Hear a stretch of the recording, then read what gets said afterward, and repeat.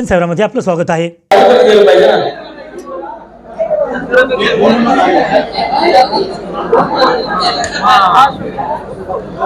तर ही निवडणूक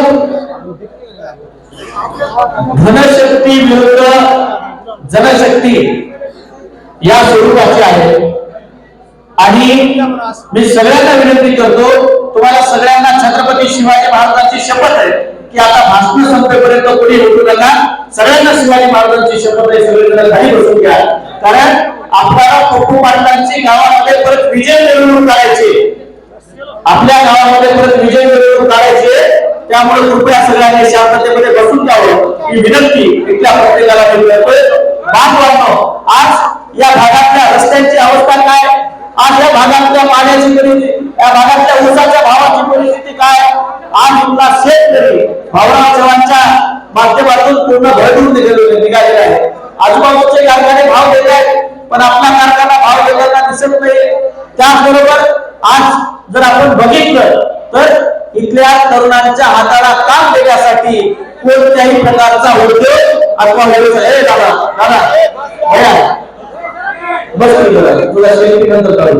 तर आता सध्या विषय असा आहे की ही परिस्थिती बदलायची असेल आणि आपल्या पोराबाळांच्या हाताला काम पाहिजे असेल तर आपल्याला इथला आमदार बदलावा लागेल आणि आपल्या हक्काचा आमदार पप्पू पाटील कोल्हेकर गेल्या अनेक वर्षापासून झालं आपण इथे मताचं दान देतोय, पण त्या दानाच्या बदलामध्ये तुमच्या माझ्या पदरामध्ये काय पडलं तर तुमच्या माझ्या पदरामध्ये खड्डे, बेरोजगारी, विवंचना आणि अत्यंत मागासलेला भाग तुमच्या माझ्या पदरात टाकण्याचं काम केलेलं आहे। त्यामुळे आपण ठरवून केलं, पण आपल्या झोळीमध्ये काही पडलं नाही। ते बैमान झाले, ज्या काँग्रेस पक्षाला दिलं त्या काँग्रेस पक्षाशी ते बैमान झाले, ज्या पक्षानं शून्यातून मोठं केलं त्या पक्षाला सोडून जाऊ शकतात, तर तुम्हाला मला सुद्धा ते विकून गेलेले आहे, आधी विकण्यासाठी येत आहे आणि आपल्याला विकत घेण्यासाठी येत आहे। आणि होऊ द्यायचं नसेल तर आपल्याला एक करावं लागेल, आपल्याला आपलं मत हे योग्य माणसाला द्यावं लागेल आणि तो मताचा अधिकार डॉक्टर बाबासाहेब आंबेडकरांनी आपल्याला दिलेला आहे आणि त्या अधिकाराच्या माध्यमातून या माळकोट्याच्या जिल्हा परिषद शाळेमध्ये तुम्हाला जाऊन क्रांती करायची आहे। कोणती क्रांती करायची? येत्या 20 तारखेला म्हणजे 2 दिवसाच्या नंतर तुम्हाला रस्त्यांचा बदला घ्यायचा असेल, तुम्हाला तुमच्या ऊसाच्या भावाचा बदला घ्यायचा असेल, त्याचबरोबर तुम्हाला जे जे आतापर्यंत विकास झाला नाही त्याचा बदला घ्यायचा असेल तर त्यासाठी गावाच्या बाहेर जायची गरज नाही। 20 तारखेला सकाळी 7 ला उठायचं, जिल्हा परिषद मध्ये जायचं आणि बदला एक बटन दाबलं की कायमचं घरी बसवण्याची ताकद तुमच्या बेटामध्ये आहे। आणि त्यामुळे बायकोटात एक बटन दाबलं की 2 लोक पडतायत, पोरगी पडते, बापही पडतोय। अरे लक्षामध्ये ताकद तुमच्या याच्यामध्ये आहे आणि निश्चित पद्धतीने पप्पू पाटील हा सगळा भाग काँग्रेसचा बालेकिल्ला आहे आणि मी नेहमीच सांगत असतो आमची गंगापट्टीचे गाव आहे। एकदा मनात घेतलं की कोणी तिस्मान खान आला तरी कोणाच्या बापाला घालत नाही, खाण्यापासून पिण्यापर्यंत आमचे माणसं कोणालाच ऐकत नाही, म्हणजे पाण्याचं म्हणतोय मी, बाकीचं नाही। तर अशा प्रकारचा आमचा हा भाग आहे।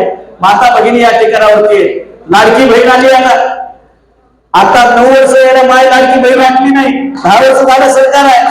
आता काय, आता लाडकी बहीण का वाटायली तर भाजपला लोकसभेत पडली मतांची कडकी म्हणून वाटायला लागली बहीण लाडकी, ही परिस्थिती आहे। त्यामुळे आता आपल्याला दाखवून द्यायचंय, आम्ही महालक्ष्मी योजना आणली, 3000 रुपये तुम्हाला महिन्याला भेटणार आहे, ती अर्ध्या तिकीट तुम्हाला दिले होते, आम्ही तुम्हाला एसटीचा प्रवास फुकट वाटतं किंवा बाहेर तुम्ही जाऊ शकताय। या पद्धतीनं काँग्रेस पक्षाने आणले। बेरोजगार तरुण आहे, गावागावामध्ये बेरोजगारांचे जथ्थेच्या जथ्थे आहेत। वरी नरेंद्र मोदीनं सांगितलं आम्ही 2 कोटी नोकऱ्या देऊ, 2 कोटी नोकऱ्या तर दिल्याच नाही, पण नव्या आहेत त्या पण काढून घेतल्या आणि आपल्या पोरांना नोकरी नाही म्हणून त्यांना छोकरी नाही, त्यांना होती ते पण सांभाळले नाही। तुम्हाला झालं काय आणि तुमचं तसंच नवजवता राहिलं काय, काही घेणं देणं नाही। म्हणून काँग्रेस पक्षानं 4000 रुपये बेरोजगार तरुणांना महिना भत्ता भेटणार आहे त्याचबरोबर 3 लाख रुपयापर्यंतची शेतकऱ्यांचे कर्ज माफी होणार आहे आणि 25 लाख रुपयापर्यंतचा तुम्हाला दवाखान्यातला कोणताही उपचार मोफत असणार आहे आणि गोळ्या सुद्धा मोफत असणार आहे। अशा प्रकारचा शेतकऱ्यांच्या हिताचं महाविकास आघाडीचं सरकार पप्पू पाटलांना निवडून देऊन आपल्याला राज्यामध्ये आणायचं आहे आणि म्हणून अधिकचा वेळ घेणार नाही। आपल्या माजी मुख्यमंत्र्यांनी आपल्याला वाटेल तसं लुटलेलं आहे, त्यामुळे आपल्याला ती संधी आलेलीच आहे। म्हणून मतदानाची तारीख आहे 20, मतदानाची तारीख आहे 20 आणि ठेचायचं आहे फडणवीस, एवढं लक्षात ठेवा।